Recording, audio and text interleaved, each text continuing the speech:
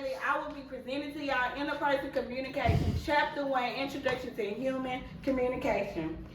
Have you ever had a conversation where you felt completely understood? Or maybe no one matter what you said, it felt like the other person just wasn't getting it? Yes, all the time. Every day. Every day. Alrighty. Introduction. There are various types of communication like interpersonal, group, public, meditated communication. Today we will focus on interpersonal communication and dive into the skills that make communication effective in all different aspects. Here you have the definition of what the words mean that you will learn throughout this chapter. Interpersonal means communication with oneself. Interpersonal, communication with others. Meditated, communication through technology. This experience is at the heart of interpersonal communication, which is defined by which two people sharing an idea to connect on a deeper level. So we're going to talk about different types of communication. So for the communication, we have verbal, which is more of a face-to-face, over the phone, video calls, and speeches. Next, we have nonverbal communication, which you communicate through body language, facial expressions, gestures, posture, and eye contact, as you see as the examples that I use.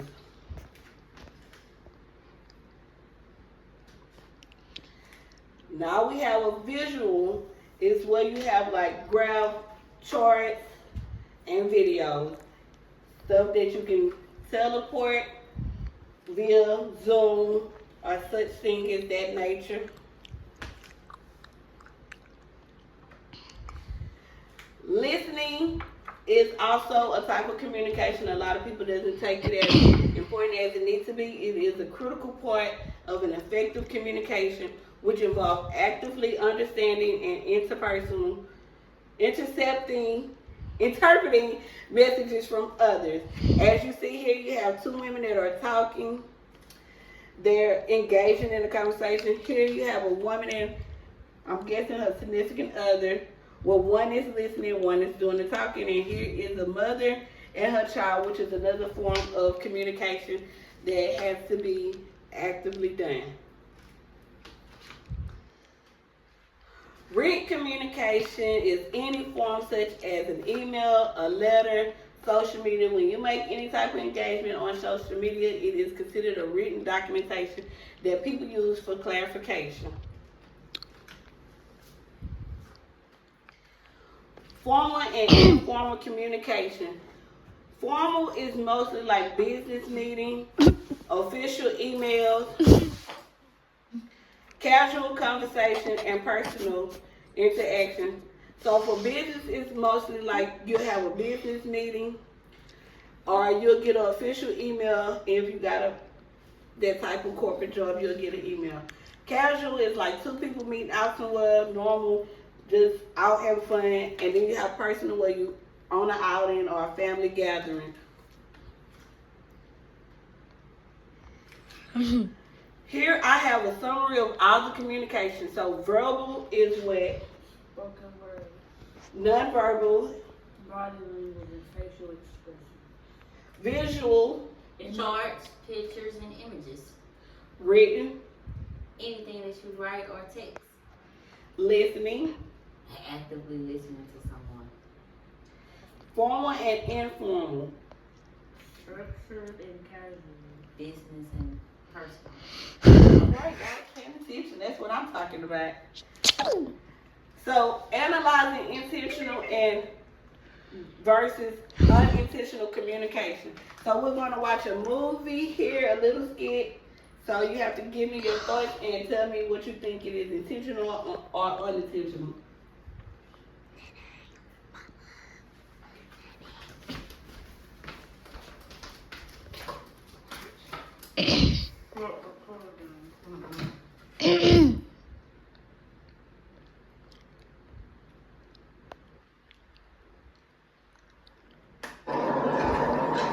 So, As it turns out, the green trash can is not recycling. It's for greens, like compost and eggshells. And the blue one is recycling. I found a junior hockey league right here in San Francisco, and get this, tryouts are tomorrow after school. What luck, right? Oh yeah, that sounds fantastic. So, how was the first day of school? It was fine, I guess. I don't know. Ahem. Ahem. Ah, so, Riley, how was school? School was great, all right? Riley, is everything okay? Riley, I do not like this new attitude. What is your problem? Just leave me alone. Young lady, I don't know where this disrespectful attitude came from. Yeah? Well, just shut up! That's it. Go to your room. Now.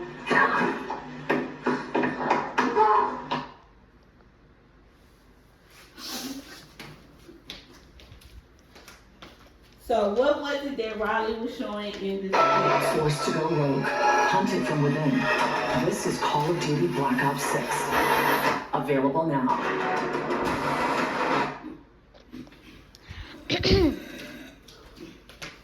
So what was it that Riley was displaying? Was it intentional, unintentional?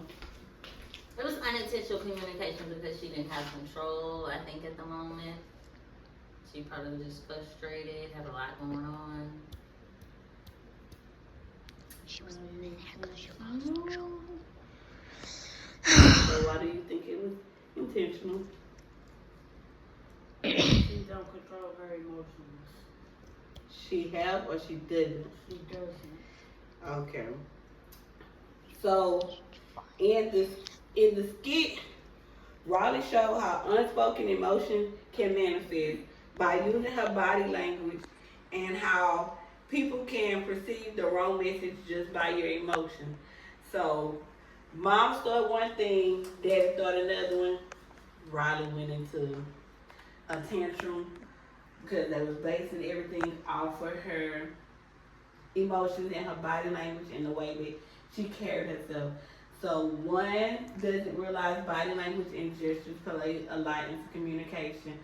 So people have to be mindful of their posture, their gesture, and body language because it could also be perceived the wrong way when that's not the message you're trying to get across. Mindful communication, there are 5 facets. Observing, paying close attention to internal experience without judgment. Meaning thoughts, feelings. So if you feel some type of way about somebody that you didn't deserve and you ain't like it, you don't need to do that because that ain't right. Describing, putting your thoughts and feelings into words that can help improve clarity and self-understanding. If you have a situation with somebody and they saying, what's going on? You gotta use your words to express to them how you feel about everything. If you don't, then it's gonna be misinterpreted. Acting with awareness, engaging in a task with full attention and avoiding autopilot, which means you know what you're doing, but you're gonna autopilot and you basically muting yourself to ignore the whole situation and you letting the person feel some type of way because you want to ignore them.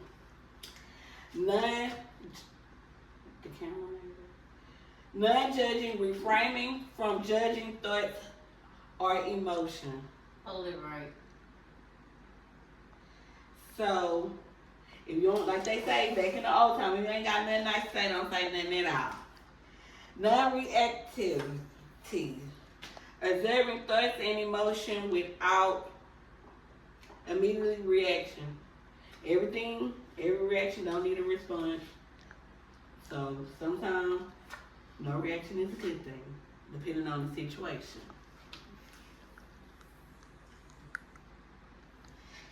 So we are going to do some little acting. So I need y'all to close your eyes Focus on your breathing and observe any thoughts or feelings that arise.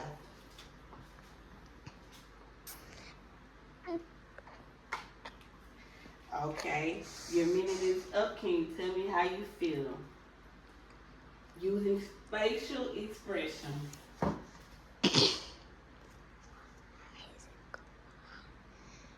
So, you look at Cameron and tell me, can you identify what she's feeling?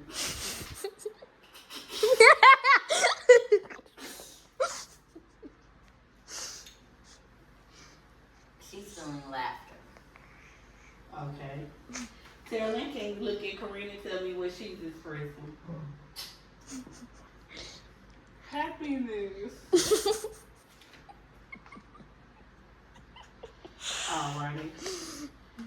So, but if she had an ugly face, would you be able to identify what she's feeling or what she's going through? Feeling? Wait. No. Because not every facial expression is identifiable. So,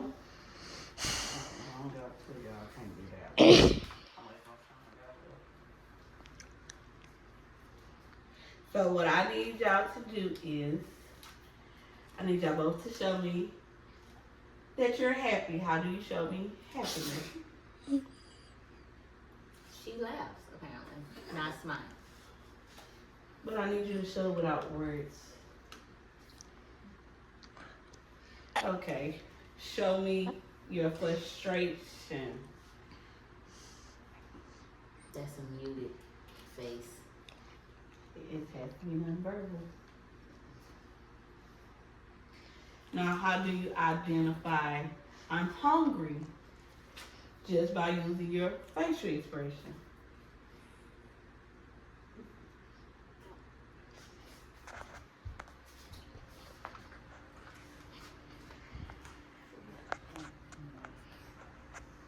And last but not least, how do you identify being mad?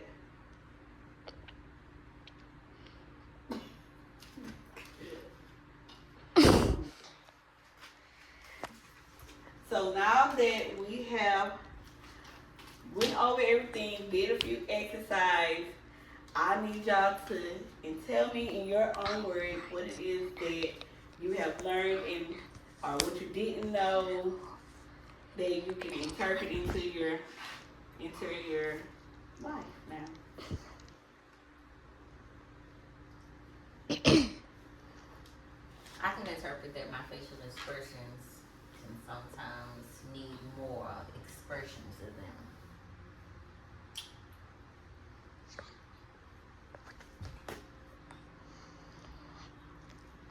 Just say anything. Maybe she can express her expression by facial expressions all the time.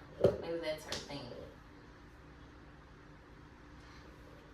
So maybe she should learn to use her words and not a facial expression, because as we had identified in the exercise earlier, it is hard to tell one feelings and emotions by their facial expression, which can be misunderstood in the exercise that we did.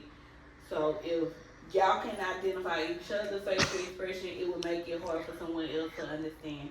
So when you're dealing with nonverbal people, you won't know what they're saying or what they're feeling. So you have to grasp and find other ways with a nonverbal person to make them verbal in your world. So you have to start using your words more. Cut it off, maybe.